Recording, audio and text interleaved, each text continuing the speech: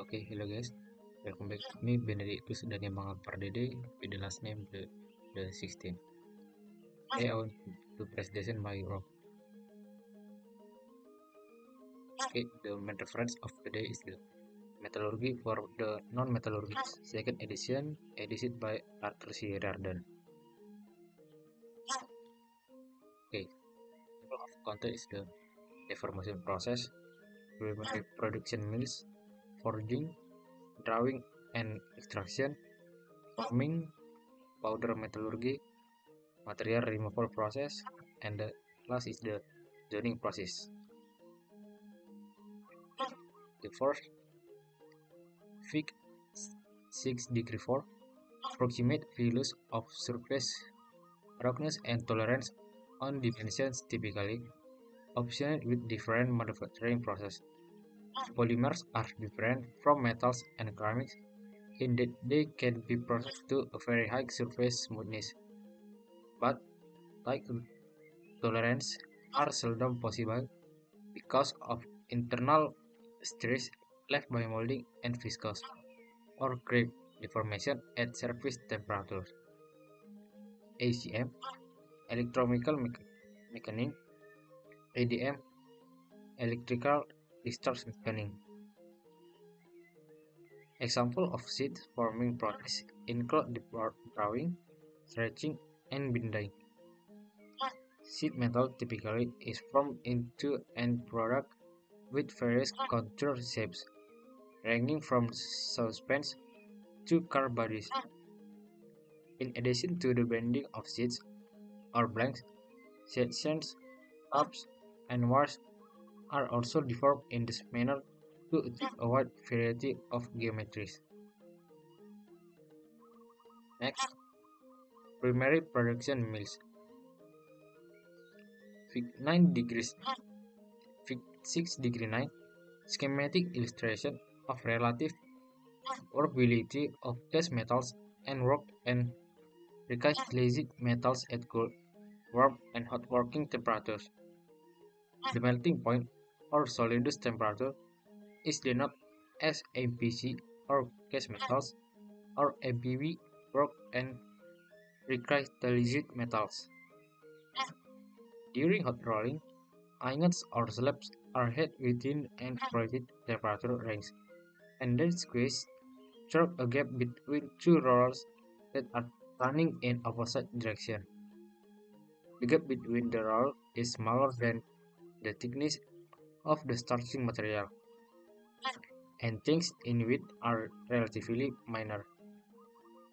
The process is repeated as many times as necessary, with subsequent gradual reduction in the roll spacing to bring the material to required thickness. Next, forging. Open die forging, sometimes known as hand, smith, hammer, and flat die forging, is a process in which the metal workpiece is not confined by this. Open die forging works the starting stock by progressive blows with which to enfill or dies. One which is generic while the other is executed by a large press. The face of anvils may be flat or ridged with V-shaped or concave depression. The material is gripped and handled by manipulators, and reduction are obtained by deforming localized areas of the workpiece. Next is the close die forging, often referred to as impression die forging, is the shaping of hot metal completely within the walls or cavities of two dies that come together to enclose the workpiece on all sides. The impression for the forging can be literally in either die or can be divided between the top and bottom dies. With the use of the closed dies, complex shapes and heavy reduction can be made in hot metal within closer dimensional tolerance than are usually visible with open dies. More complex shapes, thinner walls, and thinner webs may necessitate forging in a sequence of disabilities, as of for connecting roads and crankshaft. We can see 6 degree 11 comparison of typical design limit for rib web structural forging of A aluminum alloys and B is the nickel based alloys. Dimension given in millimeters. Next, drawing and extraction. Drawing and extraction are based respectively on the fueling and fusing of section truck base. In the drawing process, the cross-sectional area and or shape of a rod, bar, tube, or wire is reduced by fueling it through a die. The deformation is accomplished by a combination of tensile and compressed stresses that are created by the fueling force as exit from the die and by the compression. This is we can do in the fig 6 degrees 16. The main difference is that extraction involves either fusing the workpiece through the die or direct extraction. Small discs may be made from diamond. We can see this. This is the drawing process. Next is extraction is a deformation process used to produce long, straight, semi-finished metal products such as bar, solid, and hollow sections, tubes, wires, and strips. The favorable compressive state of stress during extraction allows a high capacity for deformation, and so it is possible to extrude metals that can be only slightly deformed by other methods. Next, forming. Swing rate is a major factor in forming operation. As an example, consider a, a simple beam in the fig 6 degrees 17. This is a changing stress pattern in a bone. The tensile stress is a maximum at the outside surface of the band and decreases toward the center of the sheet thickness. The stress is 0 at the neutral axis. The pie shapes sketched in fig 6 degrees 17 depicts the change tensile and compressive stress in the band zone.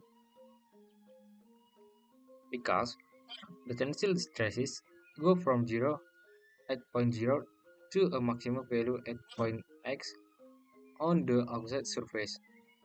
The stress strain curve developed by the standard tensile test may be used for an analysis of bending. For good beam design, the tensile stress at point x is less than ultimate tensile strength as shown, and the tensile stress process or exceeds the ultimate strength, the metal will likely tear or fracture during bending. Next, powder metallurgy.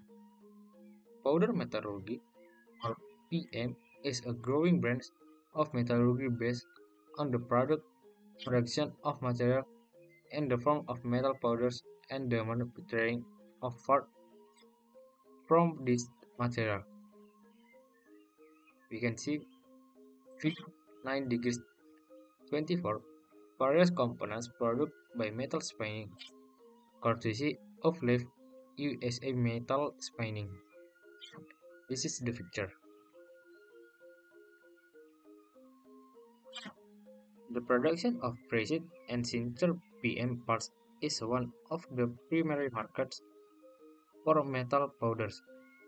Iron powder constitutes the large share, where over 80% of iron powders and electronic species are used for PM parts.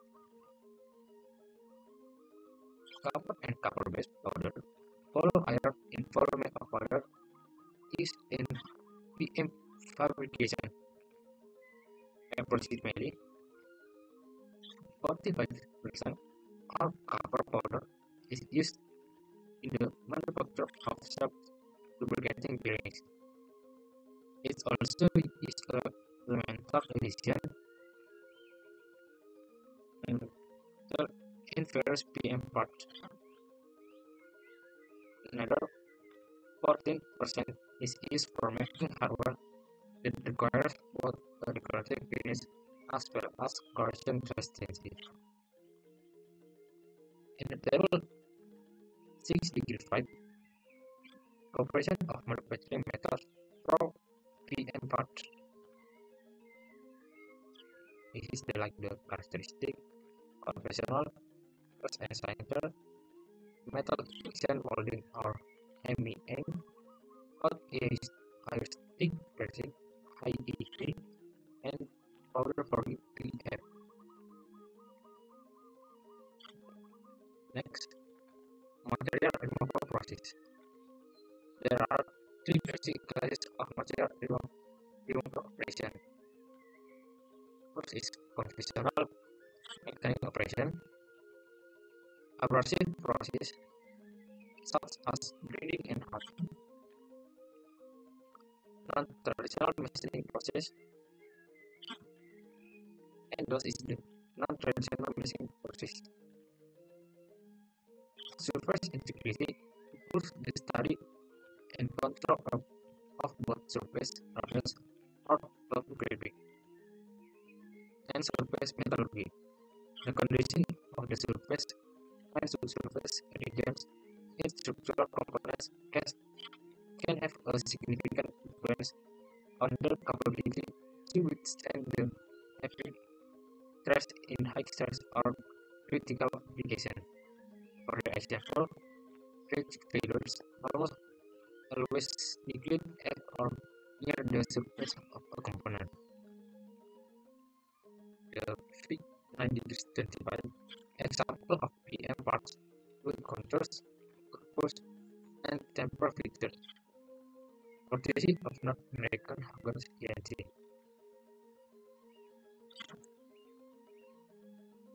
Next, the last is joining process. Joining equals there is mechanical, chemical, physical force keep two parts together. Mechanical methods are based on various types of mechanical fastener, while adhesive bonding is chemical bonding, perhaps with some physical or mechanical factor. Physical methods of joining include welding, pressing, and soldering. First is the welding. Cold welding is still formed, but many other more advanced welding techniques are currently available. The two basic categories of modern day welding methods are fission welding, where the workpiece metals are smelted in the joint region and allow the resolidity to form a metallurgy bond. Two is solid state welding, or light form welding, where something heavy is not melted and mechanical force allow the formation of a physical or interatomic bond of the two metals. Sheet metal arrow welding, or SMAW, commonly called stick or covered electrode welding, is a manual welding process where we and adhesive generated between a flux covered consumable electrode and the workpiece. The filler metal is deposited from the electrode and uses the decomposition of the flux covering to generate a shielding gas and to provide fluxing elements that protect the molten work metal droplets and the wet core. Fig 9 degrees 29, Fig 96 degrees 26, sheet metal are stick welding. And second is brazing and soldering. Braiding involves dyeing solid metals in close proximity by introducing a liquid metal that melts above 115 degrees Celsius or 814 degrees Fahrenheit. Stone brace joint generally starts with a braided filler alloy is selected. The parent metal surface are clean and remain clean during heating to the broad temperature of the braiding alloy, and a suitable joint design that allows capillary action is used. And last is the soldering. Like braiding, the substrate material remains solid during soldering, and the melt solder distributes itself between the properly heat surface of the joint by capillary action. The solder reacts with the base metal surface and melts the metal by intermetallic compound formation. Upon solidification, the joints held together by the attraction between the joints that holds a piece of solid metal together. When the joint is completely solidified, if you sink through the base metal, the solder joint continues till the complete part is coming to room temperature. Mechanical properties of solder joints therefore are generally related but not equivalent to the mechanical properties of the soldering alloys. Okay, this is my presentation. Keep on watching. Thank you.